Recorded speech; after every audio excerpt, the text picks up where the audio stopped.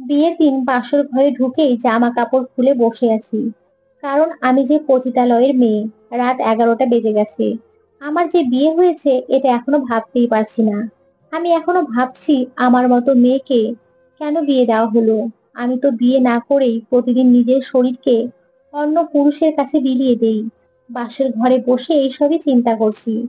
হঠাৎ দরজা শব্দ করে কে যেন ভিতরে প্রবেশ করলো। আমার শরীরে একটা জামাও নেই, সম্পূর্ণ উলঙ্গ হয়ে বসে আছি। ভালো করে খেয়াল করে দেখলাম যার সাথে আমার বিয়ে হয়েছে সেই ভিতরে প্রবেশ করছে। ভিতরে প্রবেশ করে আকাশ আমাকে দেখে একটুও অবাক হলো না, বরং কিছু না ভেবেই তার শারীরিক চাহিদা পূরণ করার জন্য উঠে পড়ে লাগলো। আর আমি কি করব? আমি তো পতিতা। এতদিন অন্য পুরুষের সাথে মেলামেশা করেছি, আজ নিজের বরের সাথে করছি। আসল ঘটনায় আসি। আকাশকে আমি আগে থেকেই চিনতাম। ও বাজে ছেলে আমি জানি। আমি পতিতাও আগে থেকেই আমার কাছে আসতো। হঠাৎ একদিন পতিতালয় থেকে জোর করে তার সাথে আমাকে বিয়ে দেওয়া হয়। আমি রাজি ছিলাম না, তবুও তাকে জোর করে বিয়ে দেওয়া হয়। বাসর রাতটা কোনো রকমে চলে গেল। রাত 2টা বাজে। হঠাৎ খেয়াল করলাম আকাশ বিছানায় নেই। আমি একটু চিন্তায় পড়ে গেলাম। এত রাতে সে কোথায় যেতে পারে?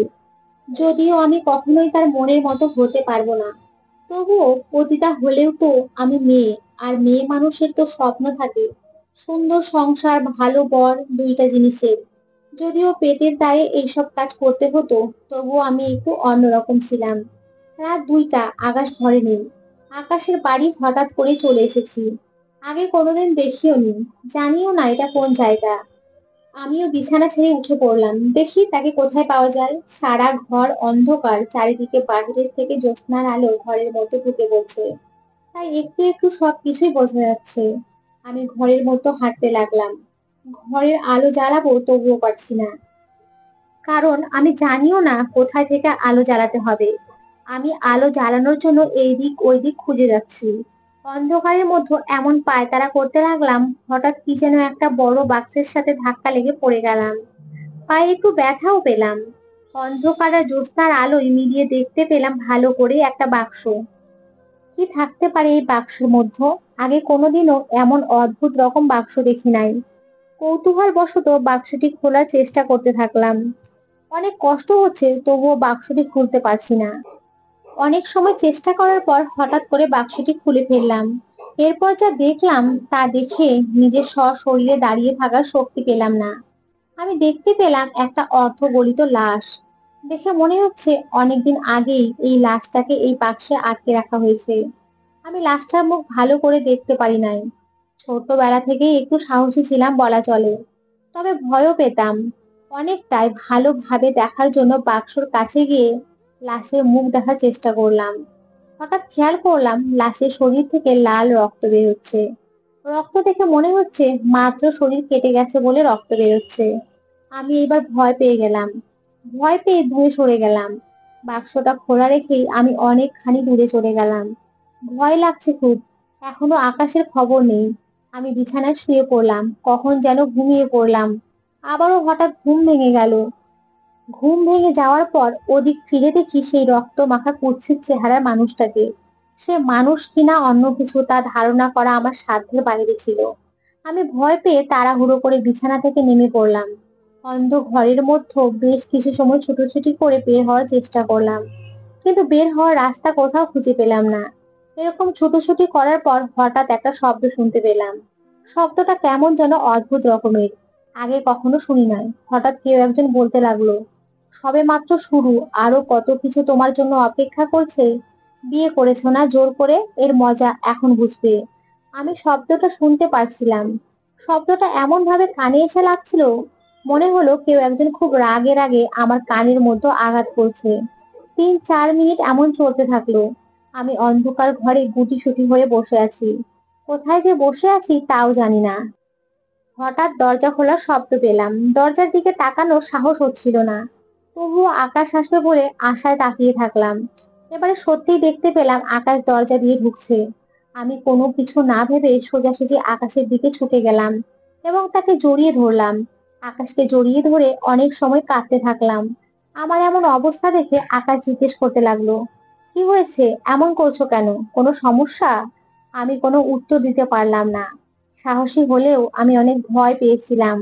বলো কি হয়েছে? আমি একটু বাইরে গিয়েছিলাম, তাড়াতাড়ি তো চলে আসলাম। আমি আকাশকে যেই না সব খুলে বলতে যাব, তখনই খেয়াল করলাম আকাশের প্যান্ট শার্ট থেকে রক্ত বেরোচ্ছে।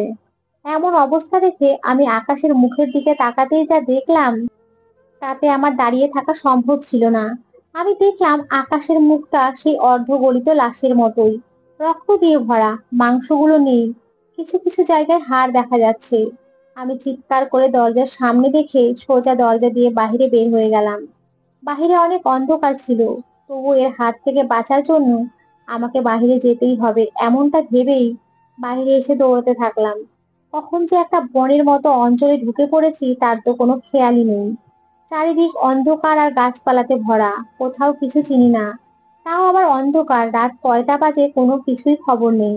আমি সামনের দিকে অন্ধকারের মধ্যেই হাঁটতে শুরু করে দিলাম। হঠাৎ প্রচন্ড বাতাস শুরু হয়ে গেল। কি আজব! আকাশ অনেক পরিষ্কার ছিল, এখন কোনোভাবেই এমন অবস্থা হওয়ার কথা না। আমি সাহস নিয়ে সামনের দিকে এগিয়ে যাচ্ছি। কোনো কোনো বাড়ি টাড়ি পাই, তাহলে আজকের রাতটা কোনো রকমে যাক, কালকের দিনে একটা কিছু করতে পারবো। চারিদিকে শুনশান নিরিবিলি, কেউ নেই। হঠাৎ চোখের সামনে একটু আলো এসে পড়লো। আলোটা বেশ কিছু রাস্তা দূরে। আমি আলোর দিকে ফলো করে এগিয়ে চললাম। একটা সময় পৌঁছেও গেলাম। আমি দেখতে পেলাম সেখানে একটা বাড়ি, আর বাড়ির মধ্যে কোনো এক অনুষ্ঠান হচ্ছে। আমি ভেতরে ঢুকে একটা লোককে ডাক দিয়ে জিজ্ঞেস করলাম, এখানে কি হচ্ছে? লোকটি বলল, আজ এই বাড়ির বড় ছেলের বিয়ে। আমি তাকে আর কিছুই জিজ্ঞেস করার সুযোগ পেলাম না। আমি গিয়ে একটা চেয়ারে সবার সাথে মিশে বসে পড়লাম। কিছু সময় পর বর আর বউকে আনা হলো। আমি বসে বসে দেখছি। বরের মুখ ঢাকা, বউয়েরও মুখ ঢাকা ছিল। বিয়ের সময় হঠাৎ করে বউ আর বরের মুখ দেখে নিজের চোখকে বিশ্বাস করাতে পারলাম না। আমি দেখলাম এই বর আর বউ দেখতে ঠিক হুবহু আকাশ আর আমার মতো। দূরে আলো দেখতে পেয়ে এগিয়ে গিয়ে দেখলাম একটা বিয়ের অনুষ্ঠান হচ্ছে। বিয়ের অনুষ্ঠানে জামাই আর বউকে হুবহু আমার আর আকাশের মতো লাগছে। প্রথমে তো নিজের চোখে বিশ্বাস করাতে পারলাম না, পরে ভালো করে দেখে সত্যিই বুঝতে পারলাম আকাশ আর আমার মতো হুবহু ওদের দুইজনের চেহারা। আমি অবাক হয়ে এক দৃষ্টিতে তাকিয়ে আছি। কি করে এত মিল হতে পারে? তাদের দিকে এমন ভাবে তাকিয়েছিলাম যেন চারিদিকে কি হচ্ছে তা দেখার সময়ই পাচ্ছিলাম না। হঠাৎ করে সকল আলো নিভে গেল। আলো নিভার সাথে সাথে বিয়ের অনুষ্ঠানে সকল মানুষ কেমন যেন হইচই করতে লাগলো। হঠাৎ করে কিছু অচেনা লোক হয়তো বিয়ে বাড়িতে ঢুকে পড়েছে। আমি তো অসহায়ের মতো একটা জায়গায় দাঁড়িয়ে সকল কিছু দেখছি। আমার ঘরের সেই বাক্সের অর্ধগলিত লাশের ভয় কাটানোর জন্য এখানে এসেছিলাম, কিন্তু এখানে এইসব কি হচ্ছে? বিয়ে বাড়ির মানুষের মধ্যে যেন হইচই কোনোভাবেই থামছে না। কোথাও একটুও আলো নেই, যে যার মতো করে এই দিক ওই দিক ছুটে বেরিয়ে যাচ্ছে। আমি চুপি চুপি বাড়িটি থেকে বের হওয়ার চেষ্টা করতে লাগলাম। বাড়িটির এমন অবস্থা হয়েছে দেখে মনে হচ্ছে এই বাড়ির ভেতরের চেয়ে বাহিরের আলোই বেশি। অনেক সময় নিয়ে চুপি চুপি নড়তে শুরু করে দিলাম। হঠাৎ কার সঙ্গে যেন ধাক্কা লেগে গেল। আমি তাকে কিছু বলতেই সে বলে উঠলো, এই কে আছো এখানে? আসো, এই মেয়েকে কেউ ধরো। এই মেয়ে বিয়ে নষ্ট করতে এসেছে। এই কথা বলার সাথে সাথে হঠাৎ করে আলো চলে আসলো। আলো আসার পর আমি যা দেখলাম তা কখনো আশা করি নাই। আমি দেখলাম পুরো বিয়ে বাড়িটি শুনশান, কোনো শব্দ নেই, লোকজনও নেই। শুধুমাত্র একটা ঘর থেকে শব্দ ভেসে যাচ্ছে, কিছু মানুষের কথার শব্দ। কি একটা অদ্ভুত ব্যাপার! একটু আগেও কত মানুষ হইচই করলো, কিন্তু এখন কেউ নেই, সবাই কোথায় চলে গেল? কি হচ্ছে এইসব আমার সাথে? আমি ধীরে ধীরে ওই দিকে এগিয়ে গেলাম। একটা রুমের মধ্যে কথা হচ্ছে। আমি গিয়ে দেখলাম রুমের দরজা ভেতর থেকে লাগানো, কিন্তু জানালার ফাঁক দিয়ে সব কিছুই দেখা যাচ্ছে। আমি জানালা দিয়ে আমার চোখ লাগিয়ে দেখার চেষ্টা করলাম ভেতরে কি হচ্ছে। আমি দেখলাম আকাশ আর তার পরিবারের সদস্যরা বসে আছে। হঠাৎ করে তাদের চোখটা বড় বড় হয়ে গেল। কেমন যেন মনে হচ্ছে তারা আকাশের উপরে ভীষণ রেগে আছে। হঠাৎ তার বাবা বলে উঠল, বিয়ে করার জন্য আর মেয়ে পেলি না? পতিতা বিয়ে করেছিস, তোর জন্য আমার সব সম্মান শেষ, তোর বেঁচে থাকার অধিকার নেই। আকাশের দিকে বড় বড় লাল চোখ নিয়ে তার মা বলতে লাগলো, তোর মতো ছেলেকে জন্ম দিয়ে ভুল করেছি। এইসব পড়া শেষে হঠাৎ তার ভাই পেছন থেকে একটা কাঠের লাঠি দিয়ে আকাশের মাথায় অনেক জোরে আঘাত করে। আকাশ আঘাতরত অবস্থায় কিছু বলতে চাইলেও তারা তার কথা শোনেনি। এরপর একটা ছুরি দিয়ে তাকে হত্যা করা হয়। এইসব দৃশ্য দেখে অনেক কষ্ট হলো আমার। চোখ দিয়ে পানি পড়তে লাগলো। আমার কারণে বিনা দোষে একজন মানুষের মৃত্যুবরণ করলো। ভালো থেকো আকাশ, ভালো থেকো। আসলে সমাজের মানুষ পতিতাদের অন্যভাবে দেখে। একবারও কি ভেবে দেখেছে ওরা কেন এমন হয়? হয়তো পেটের দায়ে, নয়তো জোরপূর্বক। দয়া করে দৃষ্টিভঙ্গি পাল্টান। ওরাও মানুষ।